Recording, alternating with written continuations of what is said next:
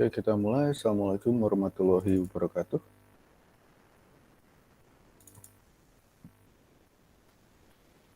Waalaikumsalam warahmatullahi wabarakatuh. Oke, kita akan melanjutkan materi kemarin. Kita langsung aja saya share screen.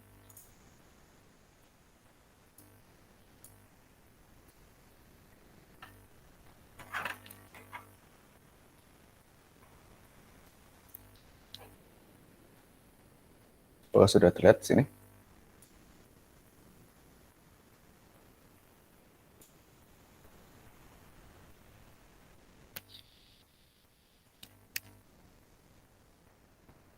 Halo?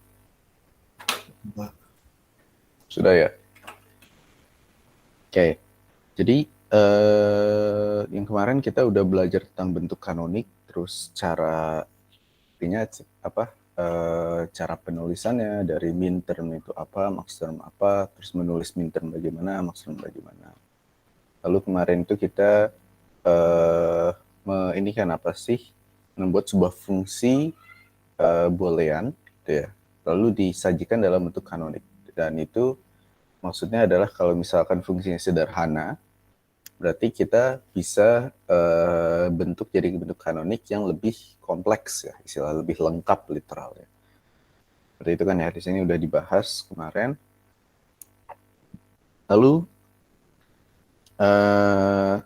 kita juga sudah belajar tentang rangkaian logika, cara representasinya tidak hanya dalam bentuk persamaan saja, tapi juga bisa dalam bentuk ini apa sih rangkaian logika gitu. Misalkan kita coba deh yang sederhana aja ya. Di sini ada mana ya?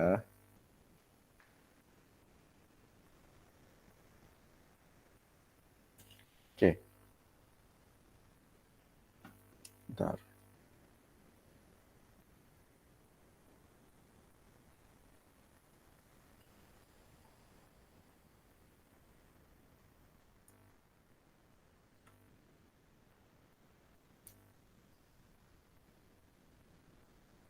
Oke, sederhana misalkan.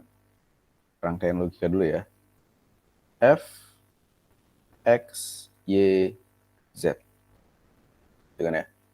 Itu sama dengan X aksen kali Y aksen dikalikan Z ditambah dengan Y Z aksen. Gimana cara membuat rangkaian logikanya? Pertama-tama kita gunakan ini apa sih? Kalau saya pakai cara yang gampangnya adalah cara yang vertikal. Jadi misalkan saya punya pertama satu X, lalu ada Y, lalu ada Z, saya kasih garis vertikal bawah.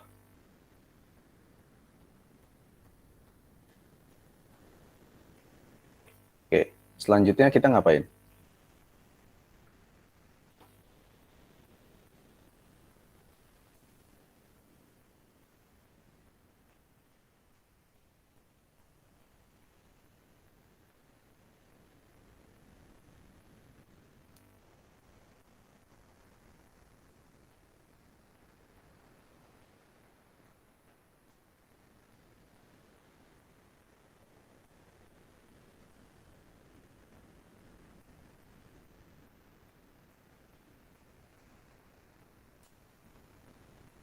Lalu?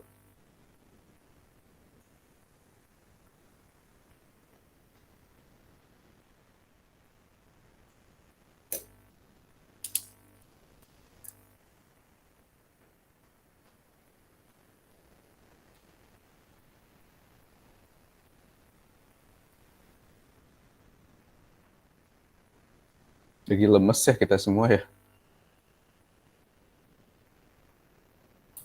Izin menjawab, Pak.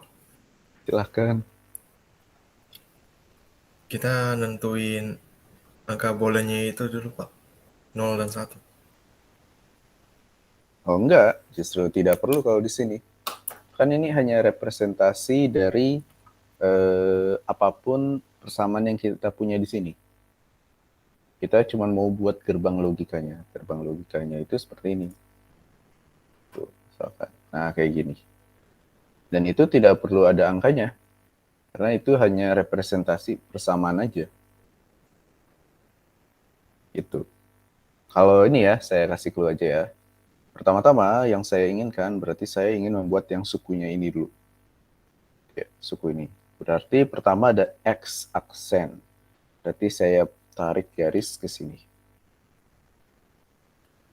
Tapi di sini ada X aksen. Itu ya. Itu artinya apa kalau ada aksen ya? Ada nggak yang di sini representasinya?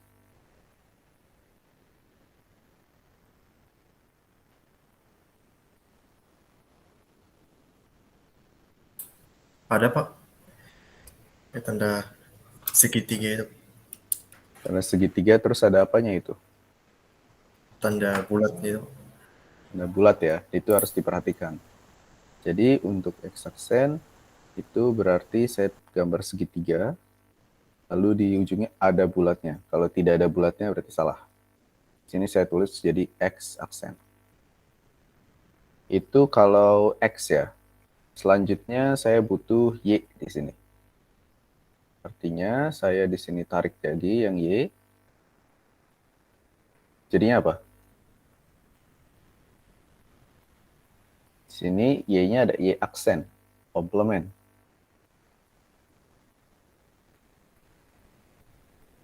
Sama Pak, pakai yang segitiga sama bulat itu juga Pak. Ini ya. Berarti di sini jadi Y aksen.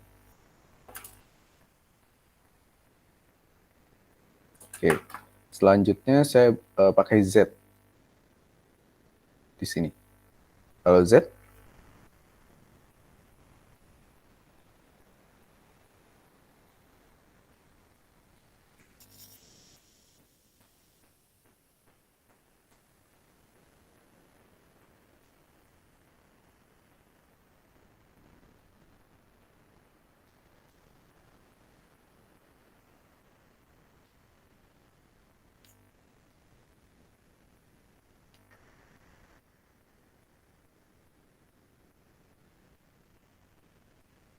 kalau Z gimana?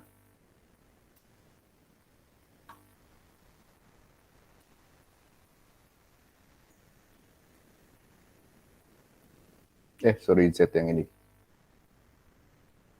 Gimana itu?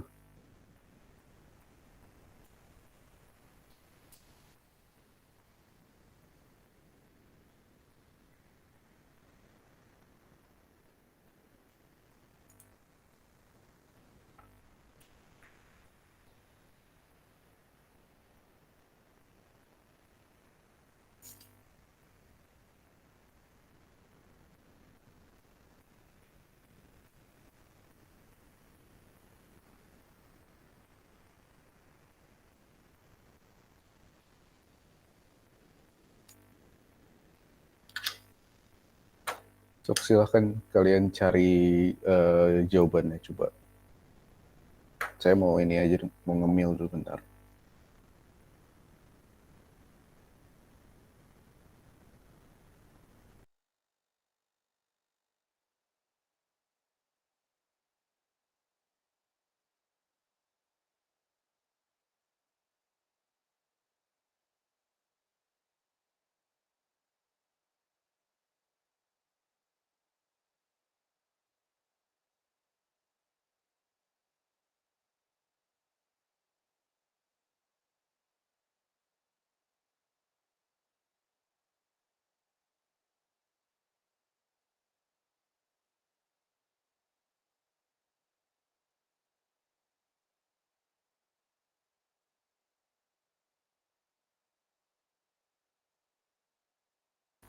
Gimana, udah ketemu belum jawabannya?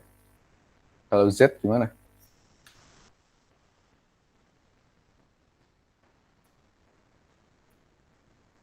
Izin menjawab Pak. Silakan. Lurus aja nggak pakai segitiga. Nah iya, lurus aja kan jawabannya gampang kan? Kan kalau misalkan ada segitiga ini kan tanda negasi kan ya. Kan tanda apa? Komplement ya. Bentar. Pasti gerbang not. Ya, kita tulis ya. Ini kan not. Kalau misalkan tidak komplement, tidak negasi, ya udah lurus aja. Oke. Saya panjangin bentar garisnya. Ya. Lalu kalian perhatikan, di sini saya tulis ini X aksen, Y aksen, sama Z biasa. Oke. Di sini X aksen, Y aksen, dan Z aksen itu dihubungkan dengan operator apa?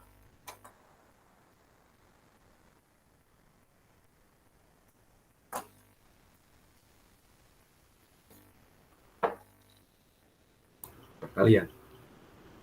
Perkalian. Kalau begitu perkalian itu apa simbolnya di sini? N bukan Pak. N. Yang mana itu? Ini yang paling kiri Pak. Yang paling kiri. Artinya kalau saya gambarkan di sini, dia jadi seperti ini. Wait. Itulah ya. Tuh. Jadi di sini keluarannya adalah X aksen kali Y aksen kali Z. Untuk yang satu.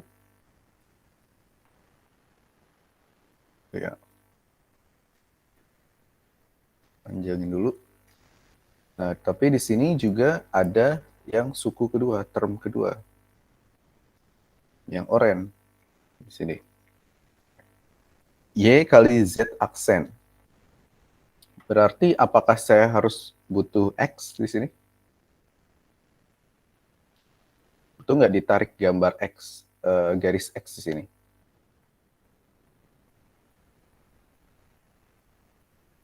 Betul nggak?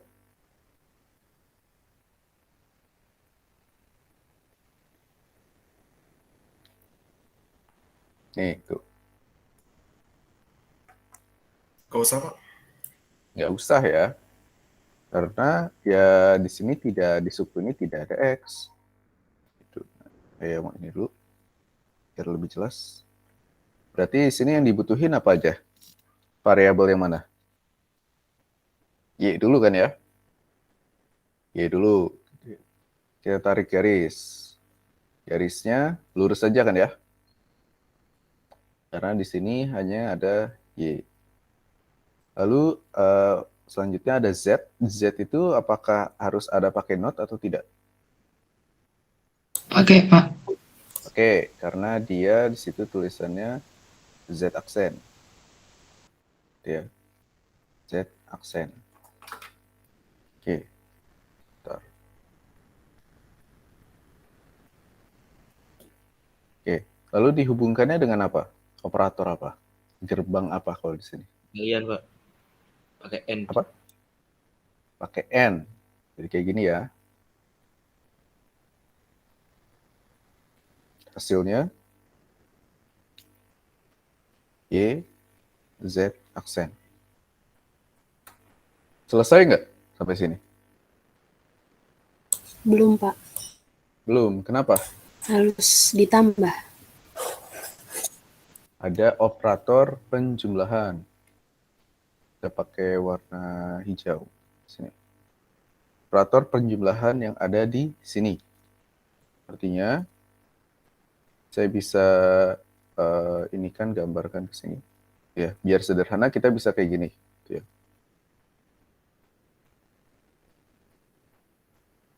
Operatornya apa? Or, Pak. OR. Ya, yang tengah ini ya. Artinya di sini gambarnya harus spesifik ya. Berarti saya gambar kayak gini. Pertama melengkung dulu. Lalu seperti ini. Agak lancip. Nah, ini biar ininya nyambung ke sini. Yang orange nyambung ke sini.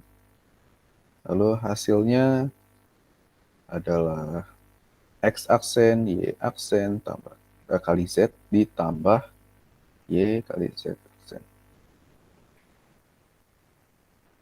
Jadi seperti itu gerbang logika. Mudah bukan? Ada pertanyaan nggak? Tidak, Pak. Ya udah, itu ya. Biasanya kalau soal ini tuh biasanya muncul di UAS. Itu. Kita balik lagi. Nah, kemarin kita nyentuh-nyentuh dikit tentang penyederhanaan fungsi boolean. Jadi kalau sebelumnya kita dari yang sederhana jadi yang lebih lengkap, lebih kompleks. Kalau yang sekarang kita mau yang lengkap, yang kompleks menjadi sederhana. Misalkan, gimana caranya kalau yang bentuknya seperti ini disederhanakan seperti ini? Gitu. Nah, kalau kemarin kita nyentuh ada 3 cara ya. Pertama secara aljabar, menggunakan peta Carnot, sama menggunakan metode Cohen-McCluskey. Tapi di sini fokusnya kita pakai yang nomor 2, yaitu peta Carnot. Secara aljabar kalian bisa sebenarnya. Gitu ya. Misalkan kayaknya di slide atas itu ada deh. Cara penyederhanaan. Mana ya? Nah, ini misalkan. Nah, ini kan bentuk penyederhanaan ya. Misalkan dari A tambah A aksen kali B itu menjadi A tambah B saja. Gitu. Atau yang ini A dikalikan dalam kurung A aksen tambah B sama dengan A kali B. Ya, ini menggunakan hukum aljabar. Oke, kalian sepertinya sudah berkali-kali juga ya di logika proposisi juga pernah, di himpunan juga ada kayak gini kan ya. Nah, sekarang ini apa sih, kita menggunakan metode yang lain namanya peta Carnot. Jadi peta Carnot atau kita sebut sebagai key map itu adalah metode grafis untuk menyederhanakan fungsi boolean. Nah, metode grafis itu apa? Maksudnya di sini konteksnya adalah kita menggunakan tabel. Jadi metode ini ditemukannya di 1953 oleh Maurice Carnot. Jadi dia buat kotak-kotak gitu, dipetakan jadi diagram, lalu diisi dengan nilai dari setiap suku-sukunya, entah min-term atau max-term. Ya. Nah, kalau di sini biasanya kita ngisinya itu min-term.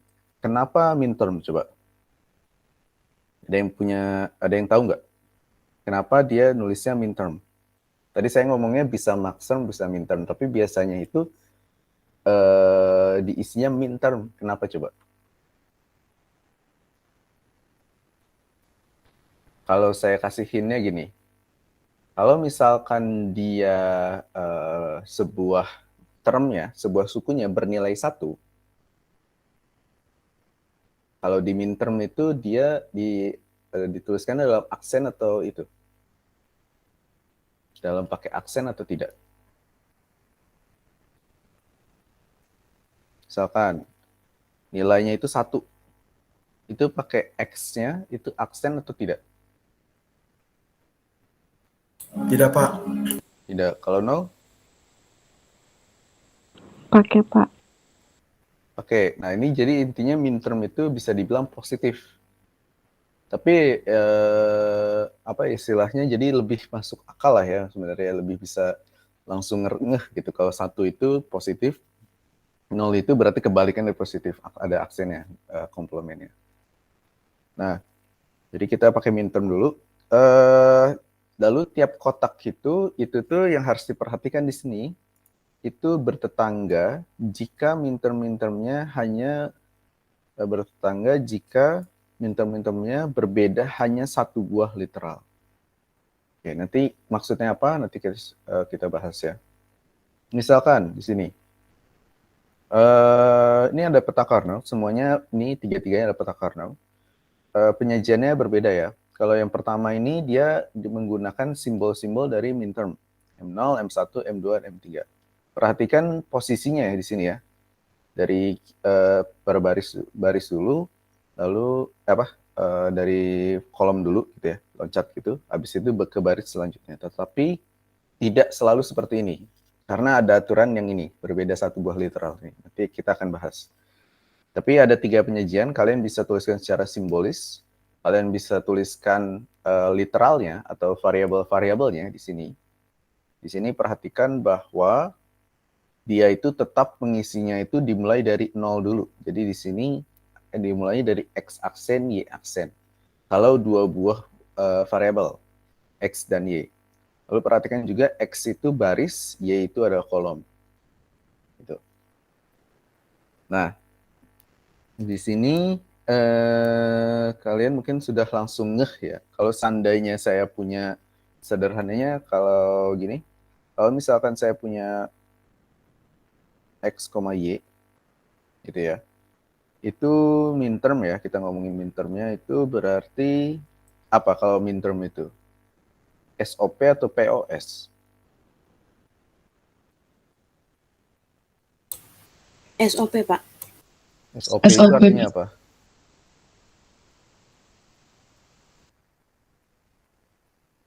SOP itu artinya apa?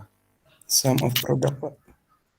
Sum of product, artinya penjumlahan dari perkalian. Kalau seandainya saya punya fungsinya adalah X aksen, Y aksen, gitu ya, ditambah X kali Y, itu apa istilahnya? Apa itunya kira-kira si ininya? Si peta Carnot-nya diisi pakai apa?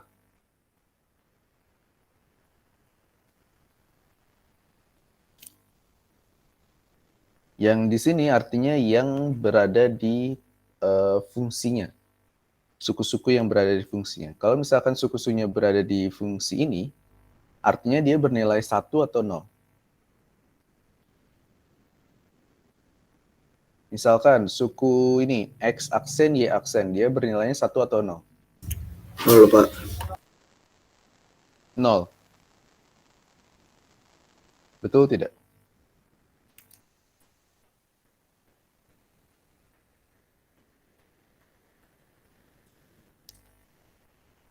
Bernilainya 1. Karena dia berada di sini. Ingat, kita balik lagi ke tabel kebenaran yang ada di sini. Mana ya? Sini ya. Nah, misalkan yang kayak gini. Kalau SOP, dia itu terbentuk kalau misalkan nilai fungsinya sama dengan 1. Betul nggak? Di sini. Yang minterm-mintermnya. Ini kan yang biru ini yang kita tandain kemarin, itu kan masuknya ke SOP kan? Iya kan? Iya, Pak. Berarti logikanya semua suku-suku ini misalnya X aksen, Y aksen, Z gitu ya. Misalkan satu suku ini berarti harusnya bernilai 1 kan? Dan iya, dia bernilai 1 kok di sini. Betul nggak?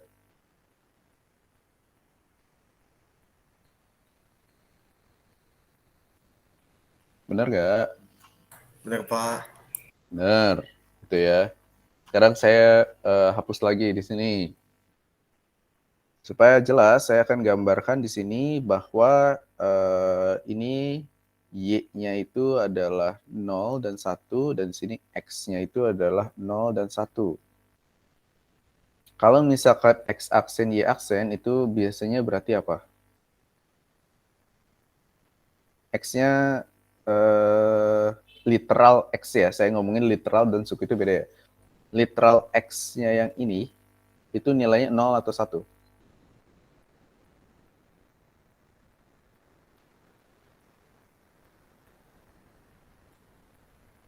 0, Pak. Y aksen? 0, Pak. 0. Artinya kalau saya tulis di sini, ini, suku yang ini, dia posisinya ada di mana? Nilainya 1 dia, kan ada di fungsi ini. Dia berada di mana? Di kuadran ini. Di sini? Atau di sini? Kuadran 2, Pak. Atau di sini? Atau di sini? Kuadran 2, ya ngomongin kuadran agak susah ya. Pojok mana sih? Ya. Kiri atas. Kiri atas, berarti taruh di sini. Gitu ya. Kalau yang suku selanjutnya?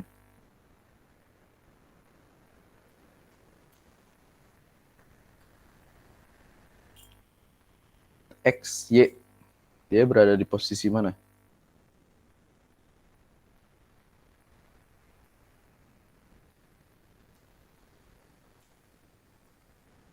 Kanan bawah, Pak.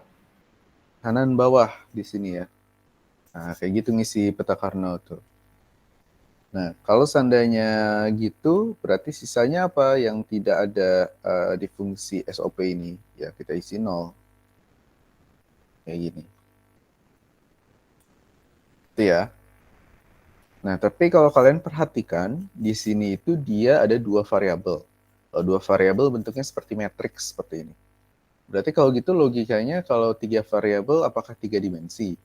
Nah, kalau 3 variabel dia bentuknya tetap 2 dimensi. Tetapi sekarang si kolomnya dia ada 4 kolom. Barisnya tetap 2. Kenapa barisnya 2? Karena dia terkandung X. Kalau kolomnya kenapa 4? Karena terkandung Y dan Z. Di sini yang harus diperhatikan.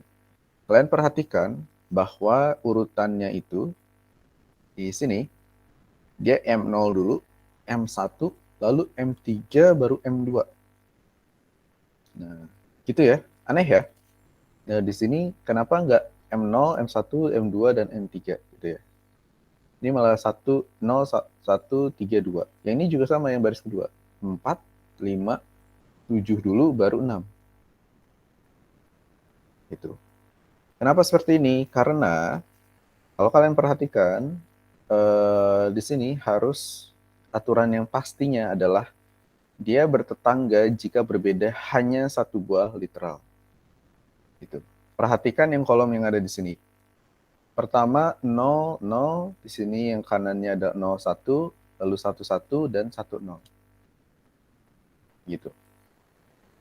0, 0 sama 0, 1 itu berbedanya berapa literal? 1 Pak. 1. Yang mana yang berbeda? Si Y-nya atau Z-nya? Z-nya Pak. Ya, Z-nya ya. Nah, kalau seandainya 01 sama 11, itu berbedanya berapa literal? 1 Pak. Satu, Pak. Mana yang berbeda? Y-nya. Iya, Pak. Y-nya Pak. Y-nya. Nah, selalu kalau 11 sama 10 itu berbeda berapa literal? Satu, Pak. Yang mana sekarang?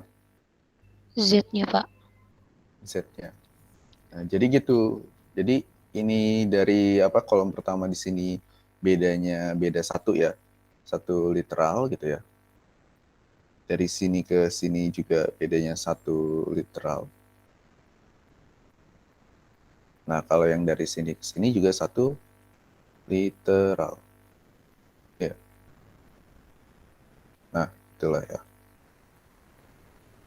Nah, kalau misalkan, ini kan nggak masuk akal, maksudnya ada yang masih bingung ya, kenapa kayak gini ya, M0, M1, M2, M3, M2, sebenarnya udah dibuktikan di sini. Tapi misalkan masih kekeh, saya mau tetap ini Pak, kayak gini,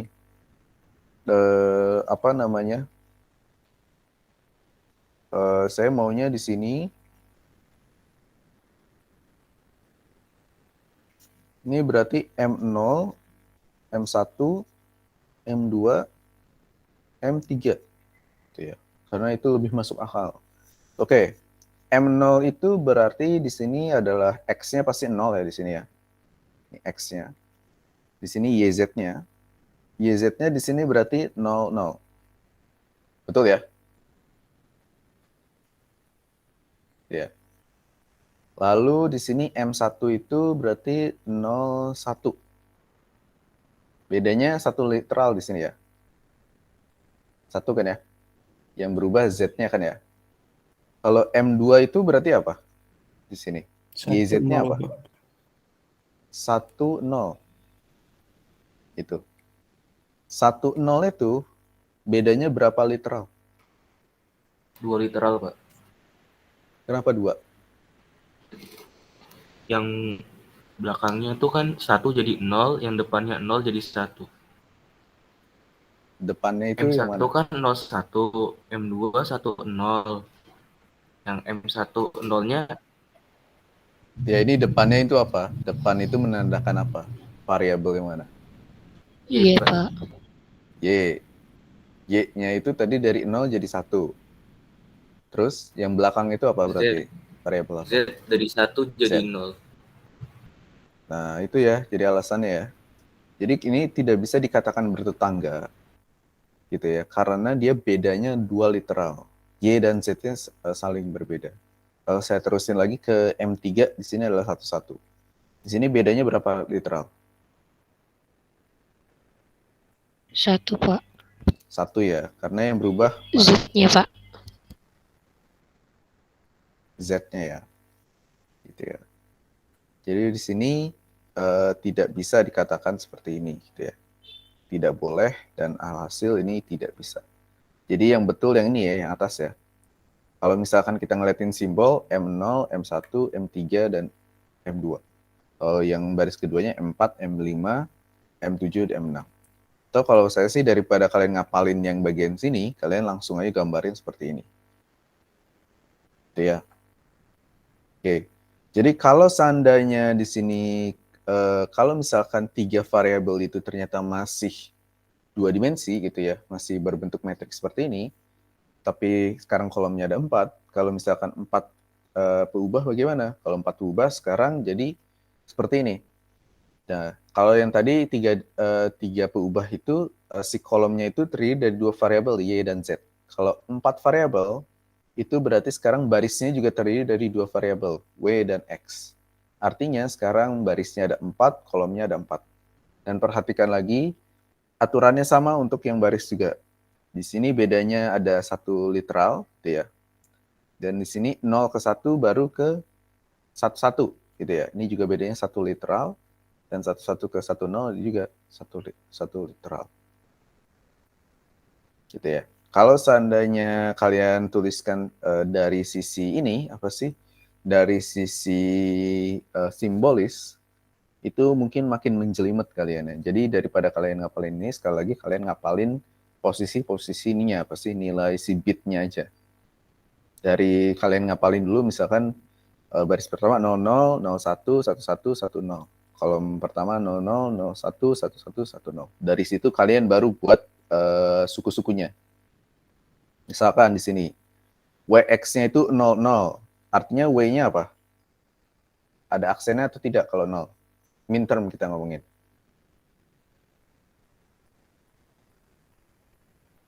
WX-nya itu 00.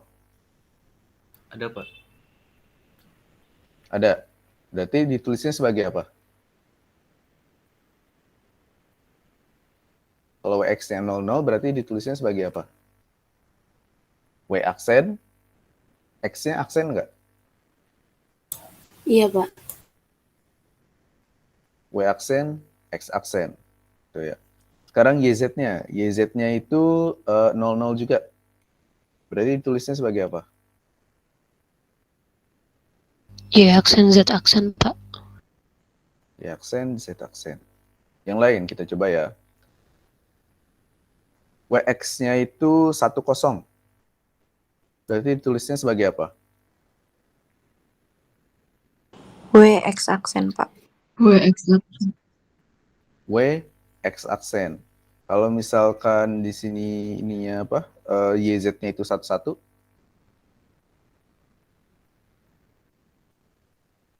YZ aja, Pak. YZ aja. Jadi di sini dapat kombinasinya W X aksen sama YZ. Itu ya. Ini kalau 4 berubah. Kalau 3 berubah juga sama. Iya. Nah, di sini cara pengisiannya yang tadi kita coba di awal-awal. Kotak yang menyatakan minterm, gitu ya. Minterm diisi 1, sisanya diisi 0, karena peta Carnot itu lebih ke minterm sebenarnya. Apakah kalian bisa mengisi buat peta Carnot versi maksimum? Ya, kalau mau silakan. Tetapi biasanya orang-orang lumrahnya pakai minterm dan orang-orang langsung nangkep kalau misalkan kalian buat peta Carnot langsungnya minterm, gitu ya. Nah, kalau di sini misalkan, di sini ada 3 ya. Itu ya. Di sini ada 3 suku, yaitu pertama ada ini, X aksen, Y sama Z aksen, gitu ya. Lalu di sini ada X, Y, Z aksen, dan yang ketiga ada X, Y, Z. Kalau seandainya di fungsi ini ada min termnya, berarti dia diisi 1 di peta Carnot, di key map-nya. X aksen, Y sama Z aksen itu diisinya di mana? Gimana cara bacanya kira-kira ini? Ada yang mau jawab nggak?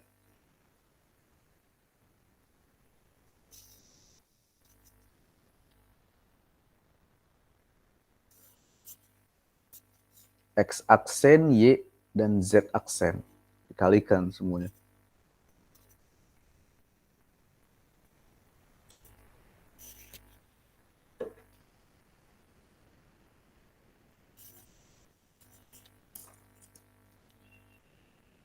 Bisa jawab, Pak? Silakan. Ini membaca nilainya gitu ya, Pak? Membaca nilai booleannya, Pak? Iya.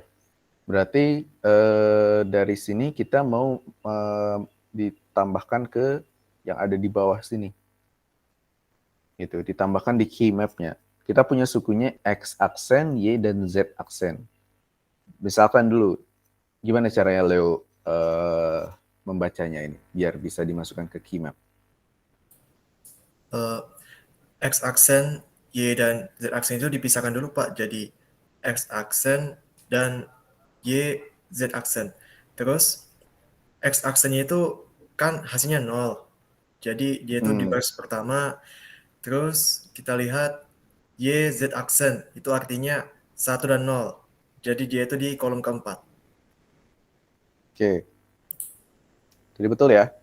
X aksen, dia kita lihat dari barisnya dulu karena baris menunjukkan X. Karena dia X aksen nilainya 0 berarti ada di baris pertama. Lalu YZ. Y itu berarti nilainya 1, Z aksen itu nilainya 0. Berarti 1, 0. Artinya dia berada di baris kedua. Baris lagi. Kolom keempat. Sorry, kenapa saya ngomong ini ya? Belum sarapan ya. Berarti artinya dia ada di sini. Gitu ya. Saya hapus lagi. Ini berarti saya tulis ini ada di sini. Oke. Lalu yang hijau ini, yang suku kedua. Ada yang mau jawab nggak?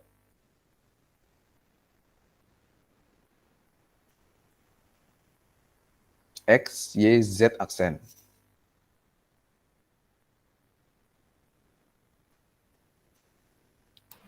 Di situ X, Y, Z-nya dipisah jadi X dan YZ. X-nya bernilai 1. YZ nilainya 1, 0.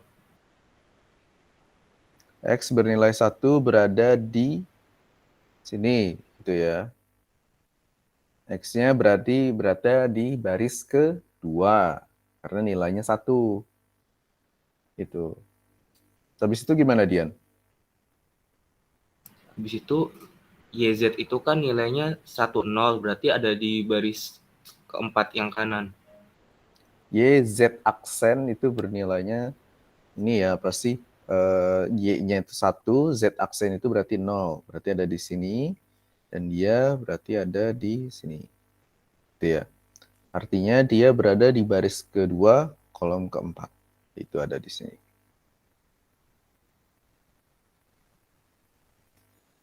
Kalau yang biru ya udah sisanya yang udah ada di sini. Berarti di sini kan ya.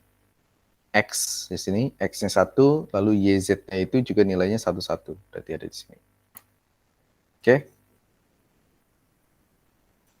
Oke, kita lanjut lagi.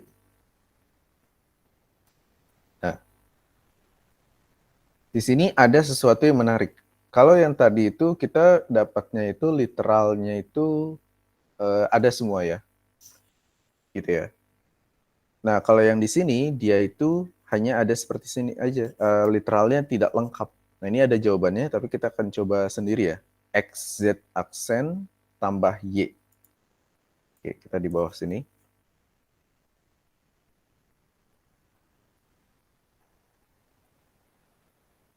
Oke. Sini berarti adalah F, X, Y, Z. Sesuatu yang saya belum mungkin tidak terlalu jelas menjelaskannya bahwa untuk mengetahui variabelnya, kita harus selalu perhatikan fungsinya itu terdiri dari variabel apa? X, Y, Z. Gitu ya. Jadi kalau seandainya tadi akan ada X, Z aksen ditambah Y ya. Di soal yang barusan. Gitu ya. Walaupun ini tidak lengkap, tapi kita tahu bahwa ini itu terdiri dari dari 3 variabel. Taunya dari mana? Nah, dari sini. Dari 3 variabel itu adalah f, x, ada fungsi dari x, y, z. Berarti ada 3 variabel. Itu harus diperhatikan. Jadi kalau seandainya misalkan ada soal ya, contoh ya. Misalkan ada yang kayak gini, x, y aksen tambah x aksen y. Ini literalnya lengkap atau tidak?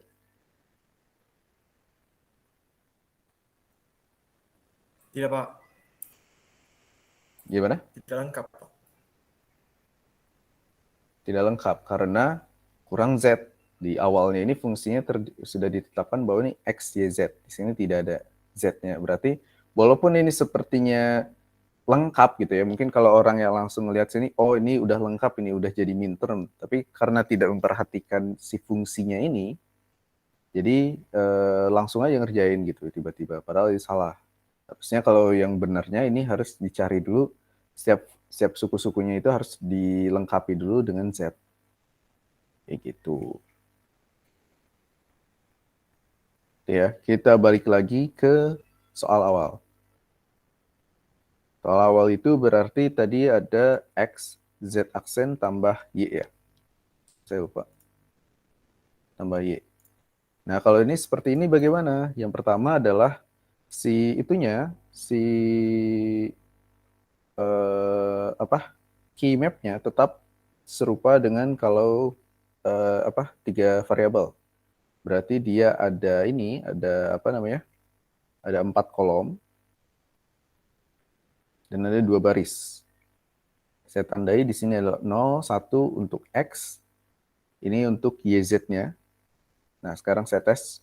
Yang pertama itu berarti 0, 1. Kolom kedua itu berarti apa?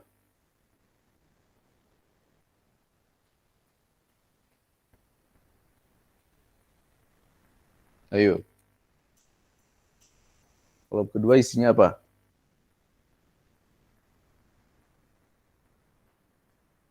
Kok 01 sih? Saya mulai mabuk, belum sarapan. 00. Kolom keduanya apa? 01, Pak. 01, oke. Jadi saya yang salah. Yang ketiga? 1-1. 11 ya, bukan 10 tapi 11. Yang keempat? 1-0.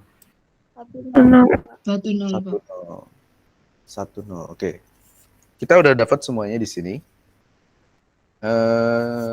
Lalu yang kita lakukan itu adalah kita ingin mengisi si ininya, key map-nya dengan angka-angka 1, tapi kalau kita perhatikan ini tidak lengkap gitu istilahnya. Kita mungkin mau mengisi yang ini dulu aja. Gimana cara ngisinya? Kalau di sini yang tidak lengkap itu yang mana?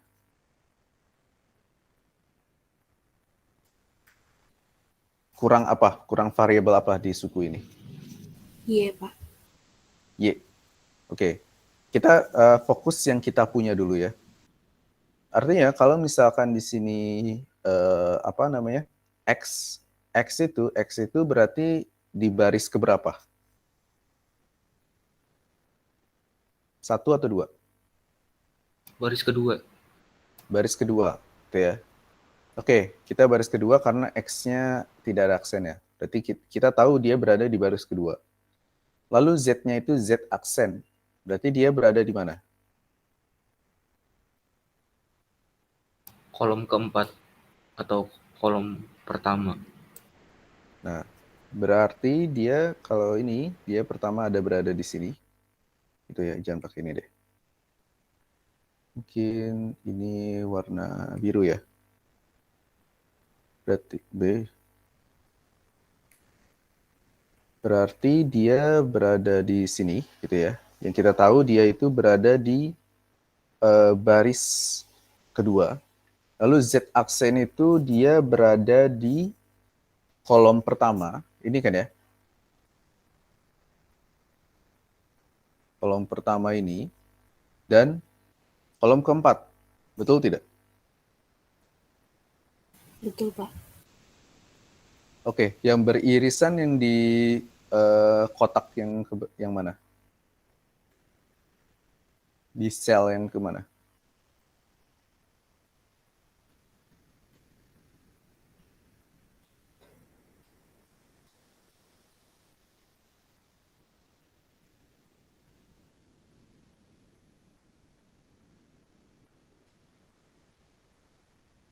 Yang pertama di sini kan ya? Baris kedua, kolom pertama, betul nggak? Betul, Pak. Betul. Jadi kita bisa isi 1 di sini. Kalau yang kedua, ada lagi nggak? Baris kedua, kolom keempat, Pak. Kolom keempat. Nah, udah. Baris kedua, kolom keempat. Ya udah, isi aja dua-duanya kayak gitu. Karena Y-nya itu kalau misalkan kita coba ini kan udah sederhana ya misalkan. Kalau kita mau dikembangkan lagi, dilengkapi, pasti di sini ada pada dasarnya ini menjadi ini kan. Kalau kalian coba aja ya. Coba. Ini pasti nanti jadinya jadi X, Y, Z aksen ditambah X, Y aksen, Z. Z aksen, sorry. Gitu. Jadi apa sih? Dijadiin 2 suku. Gitu. Jadi kalau gitu logikanya kalau seandainya kita di sini nggak punya Y, berarti Y-nya itu antara Y biasa gitu ya. Atau Y aksen. Antara Y-nya bernilai 1 atau Y-nya itu bernilai 0. Maka kita bisa isi dua-duanya. Oke. Itu untuk yang suku pertama. Yes. Sekarang kita coba untuk suku yang kedua, yang ini. Y. Suku ini, informasi apa yang kita punya sekarang?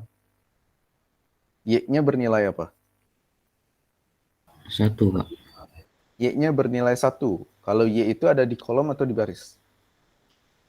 Kolom, Pak. Kolom. Kolom yang mana? Kolom 3, 4. Kolom 3. 3, Pak. Bentar. Kolom ke 3. Yang ini. Yang ini aja. Kolom Nih, keempat saya juga. iniin ya. Sama kolom 4, Pak. Nah, kolom keempat juga dia ini ya, apa sih? Dia juga memiliki ini ya. Y-nya sama dengan 1. Gitu ya. Oke. Kalau begitu, X-nya gitu, X-nya dulu aja. X-nya itu kira-kira nilainya bisa apa aja? 0 dan 1 mungkin nggak? Mungkin, Pak. Mungkin. Kita arsir dulu ya.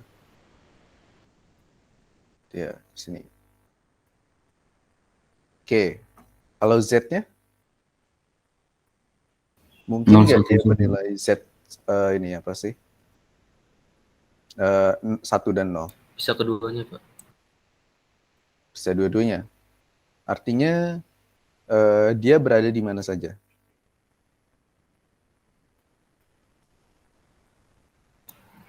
Baris 1, kolom 3 dan 4, baris 2, kolom 3 dan 4 juga, Pak. Dari 1, kolom 3 dan 4 nih berarti. Dan 4 ini. Baris 2, kolom 3 dan kolom 4 ini ya. Kita bisa kayak gini. Jadi beririsan. Kalau cuma ada satu variabel, berarti dia ada 4 kemungkinan gitu ya. Kemungkinan tempatnya lah istilahnya. Gitu. Gitu ya. Karena kalau kalian coba ini apa sih? Kalian coba iniin lagi gitu ya. Misalkan. Ini masih jadi 4 buah. Ini 4 buah suku. Gitu. Yang di sini, di sini, di sini, dan di sini. Gitu. Karena keempat ini sel ini dia mempunyai Y-nya sama dengan 1. Betul nggak? Yang di sini nih, posisi ini.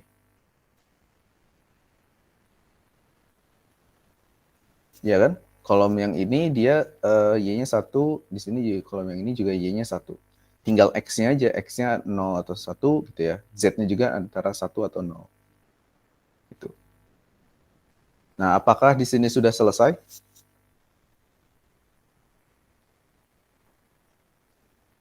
Sudah selesai belum sampai sini? Belum, Pak. Kenapa? Belum tandain 0 di sisa kolom. Nah, jangan lupa kita tandai 0 bagi minterm yang tidak ada. Gitu, yang bernilai 0. Gitu. Akhirnya kita jadinya di sini. Jadi di sini kita punya sebenarnya ada berapa minterm? 5 minterm ya. Di mana awalnya itu ada 2 dari sini, 4 dari sub minterm yang kedua, gitu kan ya. Lalu ada yang beririsan ada di sini. Kita coba apakah sama? Sama ya. Gitu ya. Tuh. Jadi di sini kalau misalkan ini tadi berarti yang biru itu adalah di sini gitu ya. Sama di sini. Lalu kuning lah kita tandain. Nah, kayak gini. Saya tandain kuning itu ini. Biru itu ini. Oke, sampai sini apakah ada pertanyaan?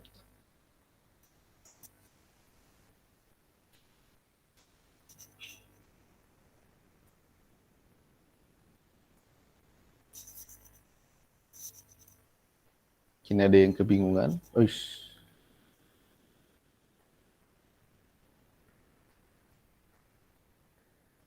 Tidak, Pak. Yang lain? Ya bingung? Oke, kita lanjutin dulu.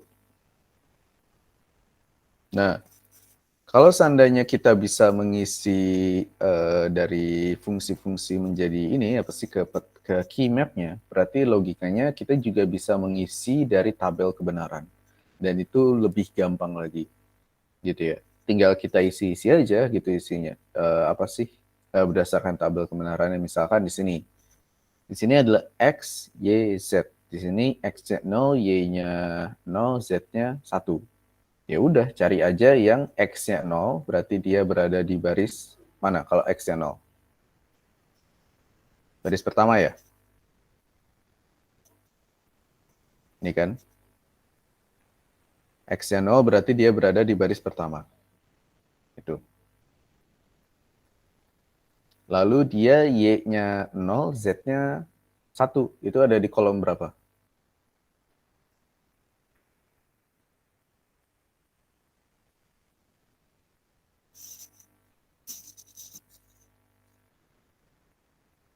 Kolom kedua. Y-nya 0.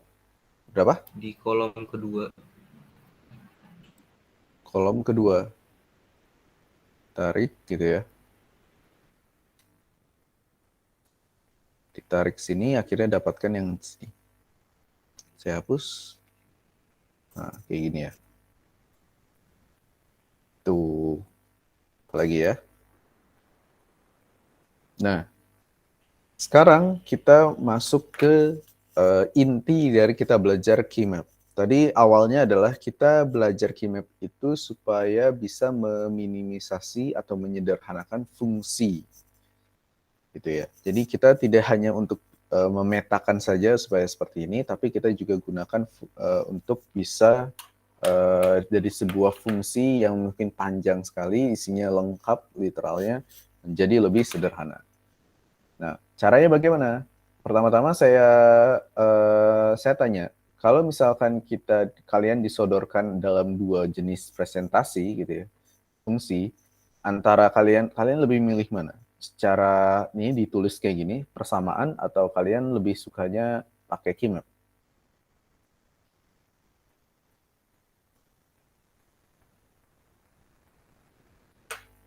Persamaan, Pak.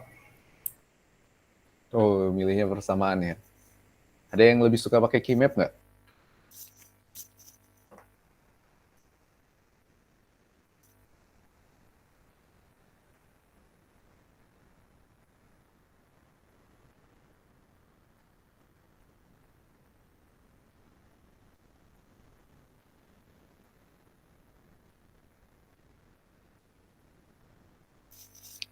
Nggak ada.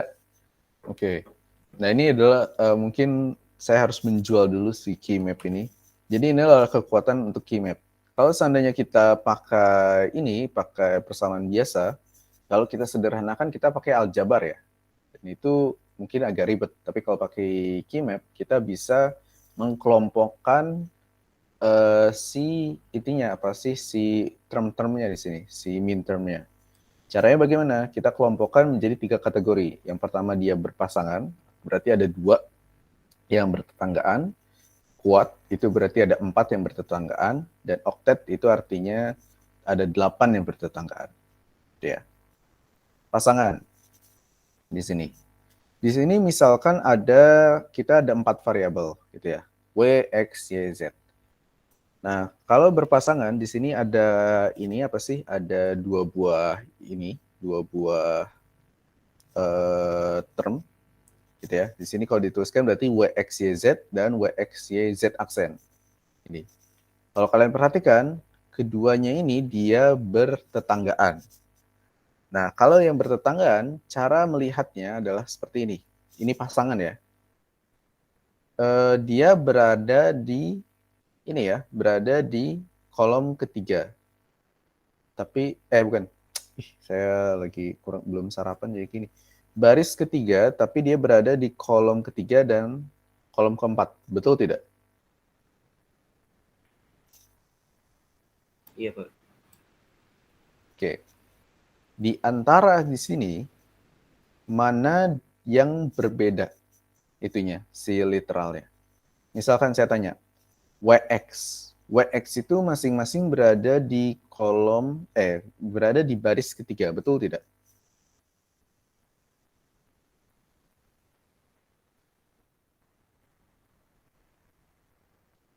Ya enggak?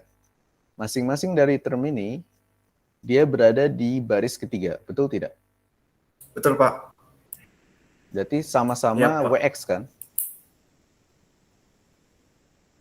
Oke. Kalau yang ini, apa sih? Kalau yang kolom ini, dia ada di kolom ketiga dan kolom keempat. Mana yang berbeda dari sini? Kalau misalkan kolom kita ngeliatin YZ. Literal mana yang berbeda? Variabel mana yang berbeda, sorry? Z-nya, Pak. Y atau Z? Z ya. Z-nya berbeda. Kalau misalkan Y-nya sama-sama 1, gitu ya, tetapi Z-nya berbeda. Kalau misalkan dia berpasangan, artinya kalau misalkan ada yang berbeda, kita bisa hapus. Jadi ini pasangan ini kita bisa tulis, gitu ya. W-nya kan sama ya, karena di baris ketiga. X-nya juga sama, karena dia berada di baris ketiga. Y-nya sama, karena dia berada di kolom ketiga dan keempat, dan masing sama-sama 1. 1, sini 1. Tetapi Z-nya itu, dia berbeda. Gitu ya. Artinya, kalau kolomnya yang ketiga dia nilai 1, kalau kolomnya 4 dia nilainya 0. Artinya kita bisa hapus Z-nya. Artinya bentuk sederhananya adalah WXY. Gitu. Kalau kalian mau buktikan secara aljabar juga bisa seperti ini. Gitu. Sini kalau di aljabar kita bisa pisah gitu ya. Jadi apa sebutannya itu? Hukum apa? Masih ingat nggak? Ini hukum apa?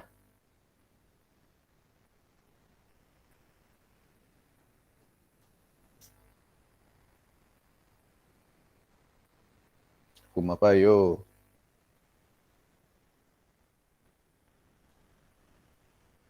Hukum distribusi bukan? Komplement, Pak.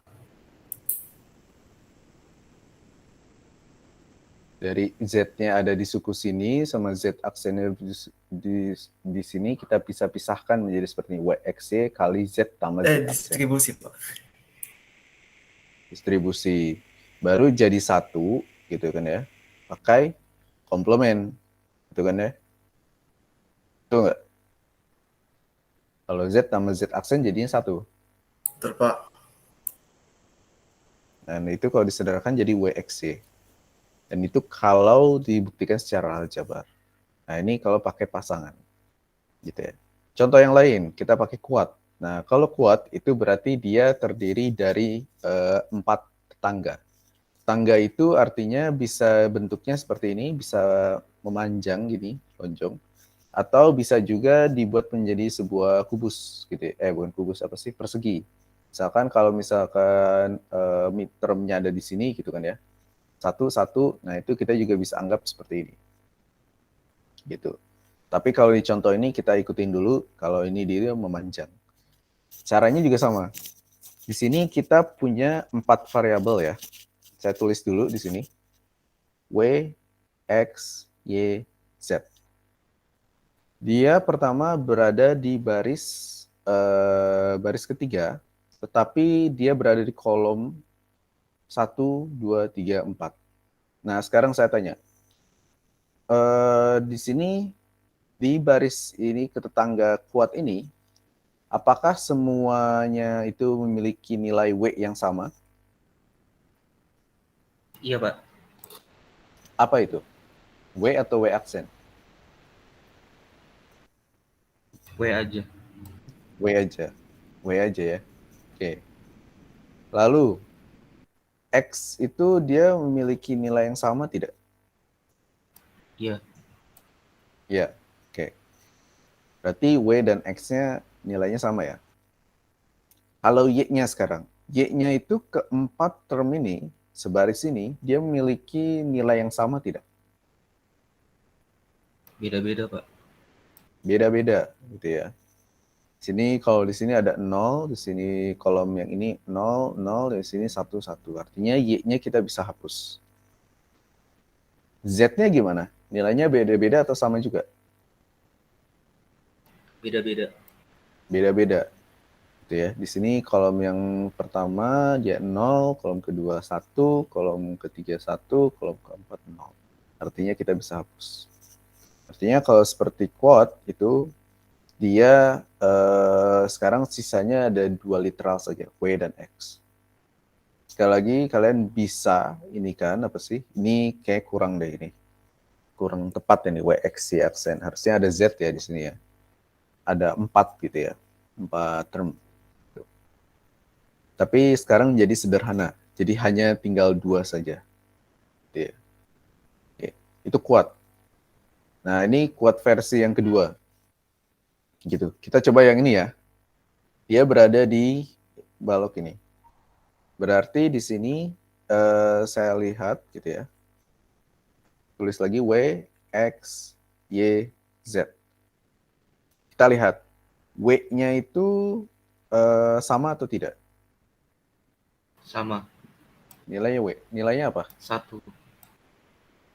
1, oke. Oke, sekarang kalau X-nya, yang lain deh, selain Dian. X-nya itu di sini, nilainya sama semua nggak? 4 term ini.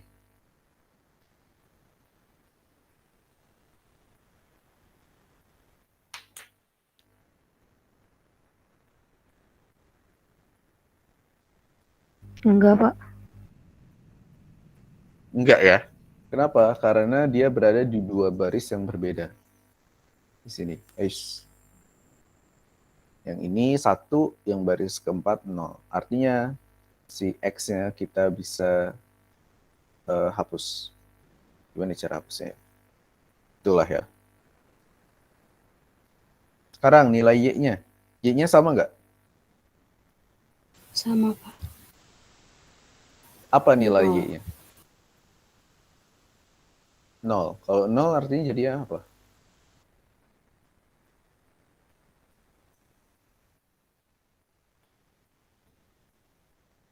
Nilai Y-nya itu ada 0.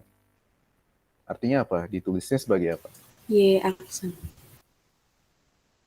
Y aksen. Tuh. Lalu kalau Z-nya?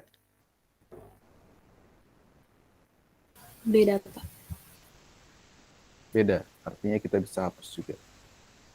Artinya di sini hasilnya sekarang menjadi, kalau disederhanakan jadi W, Y aksen. Betul kan? Nah, yang terakhir ada octet. Nah, kalau octet, sini, dia punya 8, gitu ya. 8 yang bertetangga semua. Kita tulis lagi, sini. W, X, Y, Z. Gitu ya. Kalau jauh. Di sini saya tanya, W-nya sama nggak?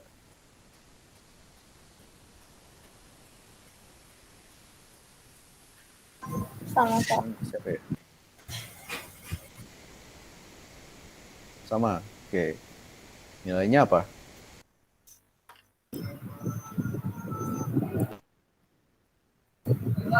W, Pak. 1, Nilainya Pak. apa? 1 atau 0? 1 Pak. 1. Oke. Kalau X-nya? Beda, Beda Pak. Pak. X-nya beda, berarti kita bisa hapus. Kalau Y-nya? Beda, Pak. Beda juga. Kita bisa hapus. Kalau Z-nya? Beda juga, Pak. Beda juga. Itu ya. Jadi kita bisa hapus. Artinya kalau hasil setelah disederhanakan jadi apa? W, Pak. W aja. Oke. Jadi W. Nah, jadi di sini dari yang ada 8 minterm yang kalau dialjabarkan sepanjang ini gitu ya, hasilnya menjadi W aja. Nah, di sini ada polanya ya. Polanya. Kalau seandainya ini berarti polanya di sini adalah pasangan gitu ya. Pasangan itu dia mengurangi 1 literal. Gitu ya, atau gimana ya cara ini. Kalau pasangan, saya tulis di atasnya mungkin ya, mengurangi 1 literal. Kalau apa yang kedua? Apa sih namanya? Kuat ya. Dia mengurangi berapa literal?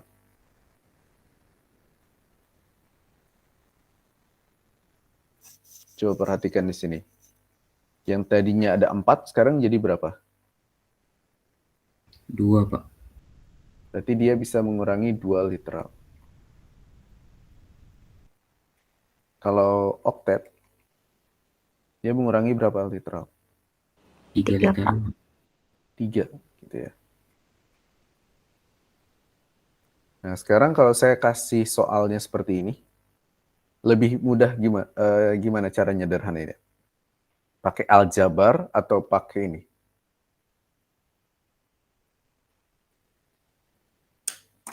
Pakai K-map. Pakai K-map, Pak. Ternyata pakai K-map ya. Karena lebih visual ya. Oke. Nah, sekarang benar. Sekarang juga ada konsep ini. Konsep penggulungan. Nah, maksudnya penggulungan seperti apa? Nah, kalau di sini misalkan ada peta dengan 3 variabel, X, Y, Z, gitu ya. Nah, maksudnya penggulungan artinya dia bisa dihubungkan dari ujung secara horizontal. Dari ujung sini, gitu ya, dia nyambung lagi ke sebelah kiri, gitu ya. Jadi dari kanan ini nyambung lagi ke kiri. Dari sini, gitu ya. Yang saya tahu ini nyambung ke dari sini nyambung ke sini gitu ya. Dari sini juga nyambungnya ke sini. Itulah istilahnya. Jadi kalau kita visualisasikan seperti digulung gitu. Nah, misalkan di sini sederhanakan persamaan ini. Oke, kita inikan dulu, kita apakan kita taruh nilai-nilainya di K-map. Lalu di sini ada yang harus diperhatikan, dia posisinya itu berada di sini. 1, 2, 3, dan 4. Oke, yang ini yang di baris, kalau di kolom ketiga, kita bisa bisa dijadikan pasangan. Tetapi di sini juga ada di baris pertamanya, itu ada di kolom 1 dan kolom keempat. Nah, kalau dengan menggunakan konsep penggulungan, kita bisa gulung dari sini misalkan dari ini ya, saya lihatnya ya, dari kolom keempat ke kolom ke pertama. Gitu. Kalau gitu saya tanya sekarang, ini cara ininya apa sih? Hasil dari ininya apa? Hasil dari penyederhanaannya ini. Yang ini dulu deh. Yang ini dulu. Jadi itu adalah X, Y, Z. Gitu kan ya. Hasilnya apa?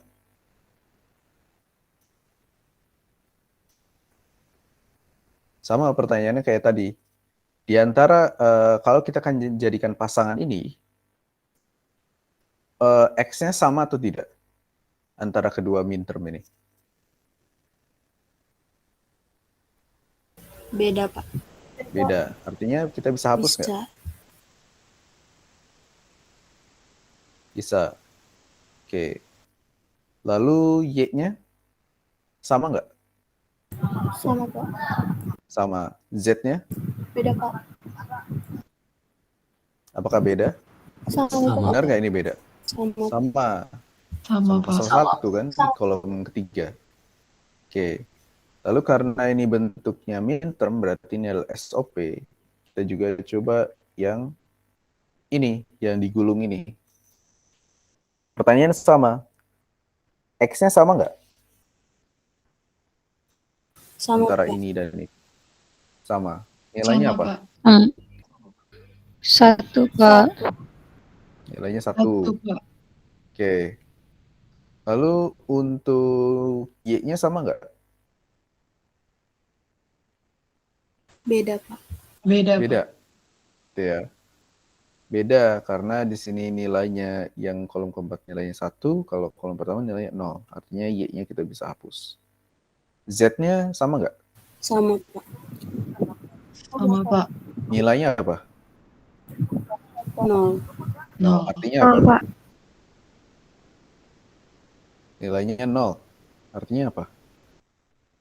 Z aksen. Z aksen. Gitu ya. Jadi kalau di sini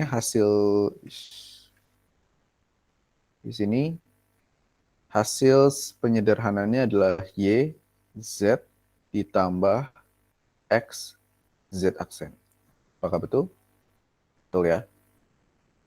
Gitu ya. Jadi tidak hanya, maksudnya di sini juga menyatakan bahwa tidak hanya cuman satu jenis ininya aja, kategori aja. Jadi dalam berbagai kasus itu banyak kita bisa kategorikan ini aja apa sih? Berbagai banyak suku gitu. Jadi di sini kan kalau mungkin kalian ada yang mikirnya itu, kalau udah dipakai satu kali pasangan ya udah selesai. Tapi di sini ternyata ada 2 pasangan. Kalau ada 2 pasangan artinya ada 2 suku, gitu istilahnya. Kalau cuma ada 1 pasangan berarti ada 1 suku. Nah, dari sini karena kita ngomonginnya tentang sebenarnya ini adalah masalah kreatif kalian ya. Jadi kalian bisa istilahnya itu menyelesaikan masalah ini sekreatif kalian, seefisien kalian gitu ya. Bagaimana cara melihatnya. Dan artinya setiap orang itu memiliki solusi yang berbeda-beda. Contohnya di sini. Di sini itu solusinya dia kasusnya sama, tetapi dia cara pendekatannya berbeda. Kalau yang pertama dia nggak ada proses penggulungan, jadi yang ini gitu ya. Pertama dia kelompokkan yang ini, lalu dia kelompokkan yang ini gitu ya, lalu kelompokkan yang ini. Tapi kalau yang kedua, yang di sini dia yang di kolom ketiga dia kelompokkan secara vertikal. Secara vertikal. Lalu kolom yang baris keempat ini dia kelompokkan secara horizontal. Baru yang di baris ketiga ini dia gunakan ini konsep dari itu penggulungan. Nah, hasilnya pasti berbeda. Gitu ya. Yang sama dulu aja. Yang sama di sini adalah nilai ini ya. Kalau kalian perhatikan yang bagian sini, dia itu tidak bisa disederhanakan karena dia berdiri sendiri. Kalau gitu gimana? Ya udah tulis aja seininya aja, seadanya aja, gitu. Lalu yang kedua yang dia berhasil ini juga yang selalu sama ya. Yang selalu sama itu adalah ini. Ya. Ini juga sama.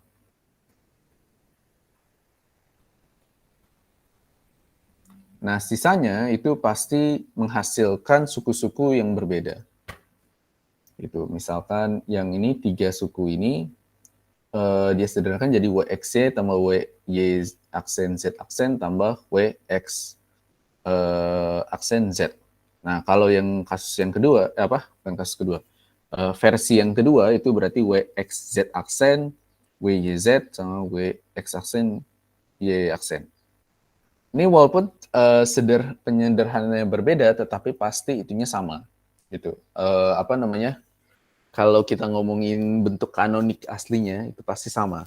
Tapi hasil penyederhanaannya berbeda. Jadi, ini menandakan dua hal. Yang pertama, hasilnya selalu unik, tergantung kreatif orang-orang. Poin kedua adalah, setiap orang pasti ngerjainnya beda-beda. Artinya, kalau seandainya kalian pas UAS atau kuis, itu ada hasil yang sama, gitu ya, ratusan orang, itu artinya ya apa konklusinya kira-kira? Oke. Sekali lagi ya, kalau kerjaan ini saya asumsikan kalian kerjain sendiri karena pasti orangnya cara melihatnya beda-beda. Tuh. Nah, dari sini kita punya tips, saya punya tipsnya. Yang pertama, kelompokkan satu yang bertetangga sebanyak mungkin. Jadi kalian selalu prioritaskan yang kalau bisa bertetangganya paling banyak gitu ya. Tingkatnya maksudnya sebanyak mungkin itu kalau misalkan di kasus itu ada oktat gitu ya. Ya kalau bisa oktat, kalian prioritaskan oktat. Jangan dibagi menjadi 2 kuat gitu istilahnya. Atau kalian malah bagi menjadi 4 pasangan, ya itu nggak bisa gitu. Kalau misalkan ada bisa kemungkinannya oktat, bisa dikelompokkan jadi 8 term bertetangga, ya fokus di situ gitu istilahnya. Jadi di sini fokusnya cari oktet dulu, kalau misalkan nggak ada, cari kuat gitu ya. Kalau misalkan nggak ada kuat, cari pasangan gitu. Kalian udah punya pasangan?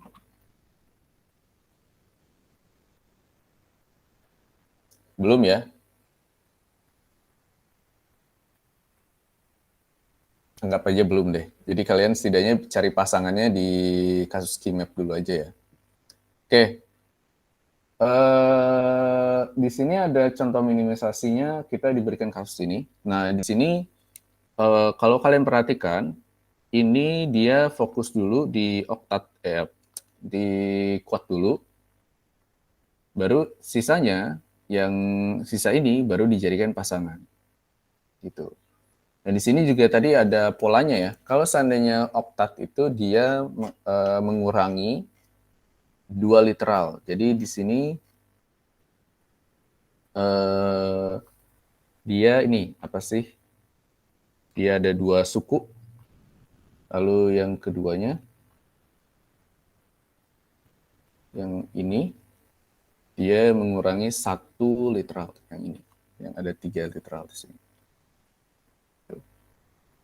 Oke. Apa ya kalau gini? Oke, kalau gitu sekarang saya ada yang ingin menyelesaikan nggak? Kalau ini sebenarnya kalian udah punya slide-nya sih. Gitu ya. Tapi ada yang ingin tahu nggak ini, ingin menjawab nggak ini dapatnya dari mana? Gitu. Hasil penyederhanaannya itu sebenarnya kayak gimana sih prosesnya? Kok W, X, Y, Z. Gitu ya. Kalau di sini berarti pola yang kita harus ambil adalah kita harus fokus di yang paling besar dulu, berarti oktat. Di sini ada kemungkinan oktatnya.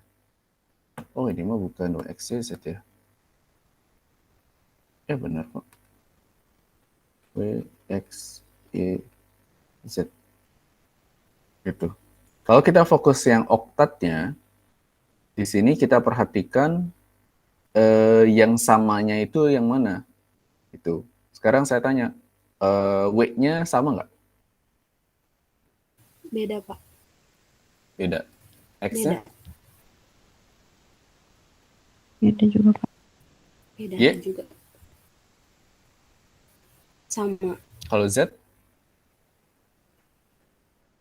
Sama. Karena sama-sama satu di sini. Artinya kita bisa sederhanakan jadi Z. Gitu. Lalu yang kalian harus perhatikan juga, selain kita bisa kategorikan gitu ya istilahnya, setiap kategori bisa beririsan. Nah ini, yang ini dia beririsan dengan yang ini, gitu ya. Jadi tidak eksklusif gitu istilahnya. Kalau seandainya misalkan yang sini, oh yang sini sudah diambil gitu ya istilahnya. Berarti apakah yang ini hanya bisa pasangan saja? Ya tidak. Gitu. Ini bisa dijadikan kuat, gitu ya di sini ya. Nah artinya kalau gitu kita tetap urutannya adalah kita fokus cari oktat dulu. Kalau tidak ada kita baru cari kuat. Kalau tidak ada kita baru cari pasangan. Habis itu ya sendirian. Gitu ya. Berarti pertama yang kuat ini kalau disederhanakan jadi apa? W-nya sama nggak? Beda, Pak. Sama. X-nya sama nggak? Jadi X ya. Lalu Y-nya sama nggak? Sama, Pak. Sama. Z-nya sama? Beda. Beda. Berarti di sini jadi XY. Gitu ya. Lalu yang terakhir ada yang pasangan yang ada di sini. Oke. Nah ini contoh minimisasi yang lebih kompleks lagi. Jadi tadi aturannya adalah dia bisa membuat gitu ya, membuat kategori beririsan, tidak masalah gitu ya. Jadi di sini ada 4 ya di sini sebenarnya. Kita coba ya. Pertama, kalau saya melihatnya dia kayak gini, gitu kan ya. Lalu dia oktat yang sini, yang kuat yang ini. Lalu dia juga buat kuat lagi di sini. Gitu ya. Lalu terakhir dia buat pasangan di sini. Gitu. Akhirnya jadi ada 4 kategori, 4 suku jadi totalnya.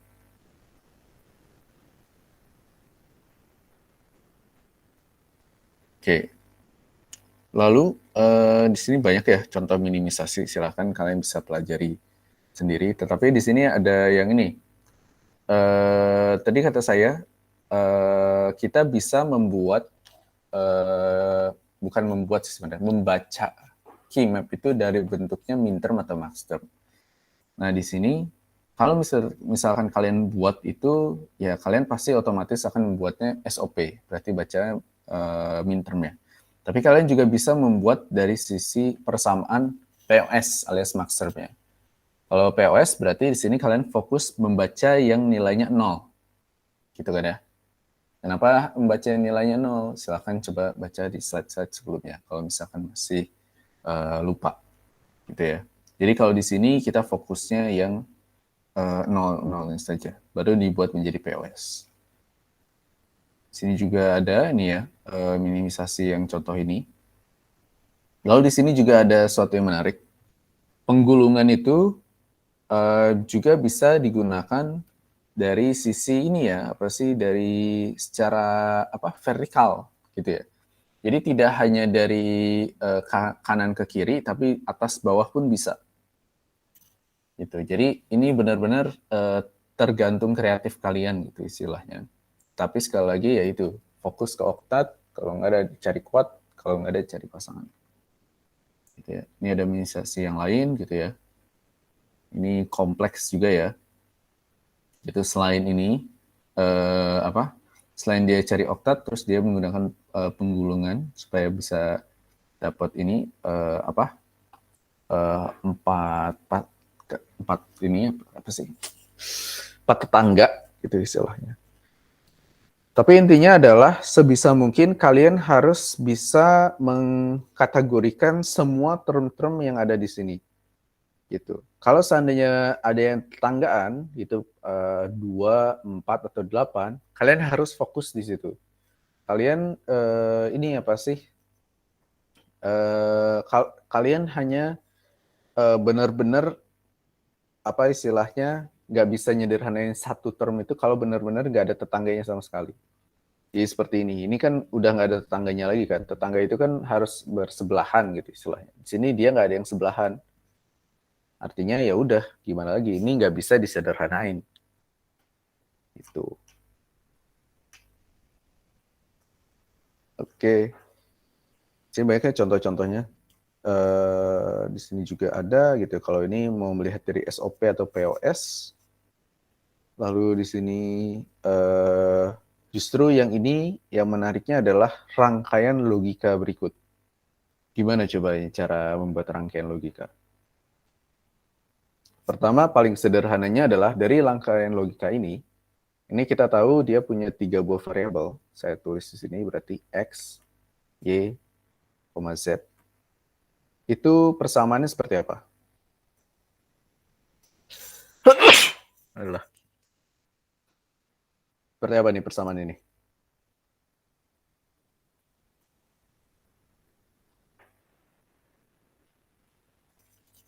X aksen YZ. Terus apa itu? SOP ya, ini ya. Kenapa SOP? Karena ini adalah tanda OR. Kalau OR itu berarti tambah. Berarti ini ditambah apa?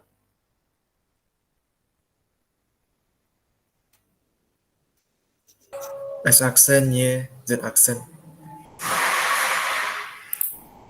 Ditambah X, Y aksen, Z aksen. ditambah X, Y aksen, Z. itu ya. Oke.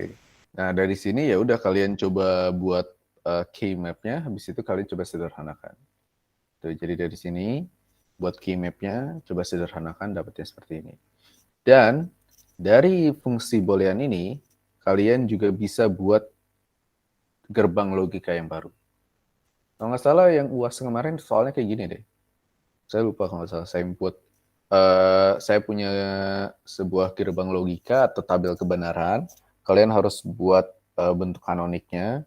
Kalian buat key map-nya, sederhanakan. Habis itu dari hasil sederhananya, kalian buat gerbang logikanya. Gitu kan ya.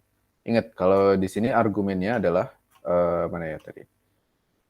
Argumennya adalah, kalau kita menyederhanakan fungsi boolean, itu berarti rangkaian logikanya lebih sedikit gitu ya. Kalau seandainya kita beneran menggunakan rangkaian logika ini, misalkan buat, ya ini kan apa sih, misalkan gerbang logika untuk transistor gitu kan istilahnya, itu berarti lebih hemat gitu ya, lebih efisien juga dengan result yang sama, gitu kan. Kalian melihat gerbang logika ini terlalu kompleks gitu, kalian sederhanakan sekarang menjadi lebih sederhana dan hasilnya pun sama saja. Gitu. Nah. Lalu selanjutnya mungkin kita ngomongin don't care sih. Tapi mungkin ini kita bisa lanjut di pertemuan selanjutnya karena ini nggak terlalu ini ya, nggak terlalu sebenarnya penting sih ini. Mungkin sebentar saja. Tapi intinya adalah kalau seandainya kita itu kan kelipatan si kemungkinannya itu kan 2 pangkat jumlah variabelnya kan ya, 2 pangkat n gitu kan ya. N itu di mana n itu adalah jumlah variabel. Jadi kalau misalkan variabelnya ada 2, berarti dia ada 4 gitu kan ya. Lalu kalau misalkan ada 3, berarti ada 8. Kalau ada ini apa? Kalau misalkan ada apa istilahnya, kalau ada 4 variabel seperti ini ada 16. Tetapi ada kemungkinan kita hanya memakai seberapa aja gitu. Misalkan kalau di sini kita pakai desimal sistemnya. Desimal itu nggak mungkin pakai hanya 3 variabel karena maksimalnya itu hanya sampai 0 sampai 7 saja. Berarti kalau kita desimalnya pengennya 0 sampai 9, kita harus pakai 4 variabel. Tetapi masih nyisa karena di sini ada yang 10, ada 10, 11, 12, 13, 14, 15. Nah, yang kita pakai berarti yang ini saja gitu kan ya. Kita pakai ini gitu ya. Sisanya yang dari 10 sampai 15 itu kita anggap sebagai don't care atau tidak peduli. simbolnya adalah X kapital. Itu. Nah, maksudnya don't care di sini sederhananya nilai don't care itu sama dengan 1. Gitu ya. Kalau seandainya kita mau menyederhanakan, kita bisa anggap semua yang nilainya don't care itu sama dengan 1. Tapi dalam artian kalau misalkan kita si nilai X-nya itu, si nilai don't care-nya kita tidak bisa kategorikan ke kelompok manapun, itu kita anggap nilainya 0. Sederhananya seperti itu. Nah, contohnya di sini kita punya kasusnya seperti ini. Nah, yang di baris ketiga dan baris keempat kecuali yang kolom kedua ini kita anggap sebagai don't care. Nah, kita bisa kalau sederhanakan ini tuh misalkan yang ini kita bisa kelompokkan yang ini kategorikan. Tetapi dan ini X-nya kita bisa anggap sebagai 1. Gitu. Kalau di konteksnya bisa bisa dikelompokkan. Tetapi misalkan yang ada di sini gitu kan ya. Ini kan nggak ada kategorinya. Nah, X-nya ini kita bisa anggap sebagai 0. Gitu. Pada dasarnya don't care itu fleksibel lah intinya. Kalau bisa kita kategorikan, tapi kalau misalkan kita nggak bisa kelompokkan sama sekali, ya udah. Itu sama dengan 0. Oke? Sampai sini apakah ada pertanyaan?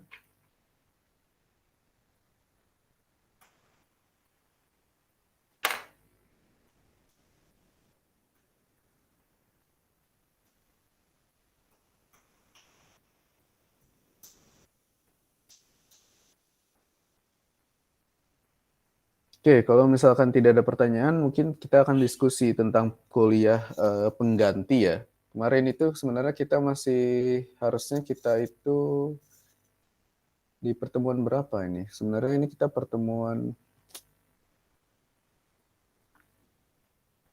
tuh utang tiga ini ya, utang tiga ini enggak sih? 3 pertemuan ya. Kita tuh harusnya ada di ini hari kedua minggu ke-10, sedangkan kita masih ada di pertemuan 17. Artinya mungkin minggu depan kita coba jadwalkan ya. Mungkin yang Sabtu depan atau hari apa ya enaknya kalian maunya? Kalau untuk ini. Senin sore gitu. Tapi kalau misalkan ini kalau saya sih enaknya gini. Minggu depan kita coba jadiin 2 pertemuan itu satu sesi. Gimana? Jadi Sabtu itu misalkan kalian maunya siang gitu kan ya. Jam 1 gitu. Kita jadiin kalau totalnya harusnya itu jadi itu ya 300 berapa? 1 jam 40 menit ditambah 200 menit itu berapa?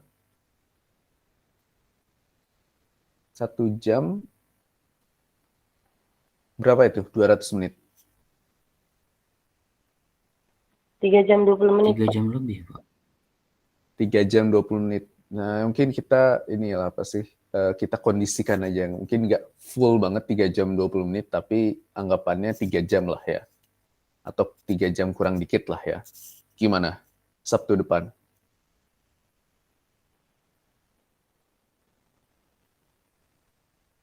Izin bertanya Pak, jadi ini Sabtu depannya itu mau dibuat gabung 2 pertemuan gitu ya Pak? Ya. Itu non-stop ya Pak? Nggak ada jedanya gitu? Ada jedanya lah. Saya juga pusing yang ngajar kalau misalkan 3 jam belajar matis. Oh iya Pak. Gimana? Sabtu depan kira-kira jam berapa ya Pak? Apa? Sabtu depan kira-kira jam berapa? Sabtu depan ya. Kalau Sabtu ini kan kayaknya ada kuliah pengganti matriks dan vektor. Kalau Sabtu depan kalian maunya pagi atau siang? Cuman itu aja 2 pilihannya. Pagi jam 9. Kalau siang jam 1, tapi selesainya bisa sore.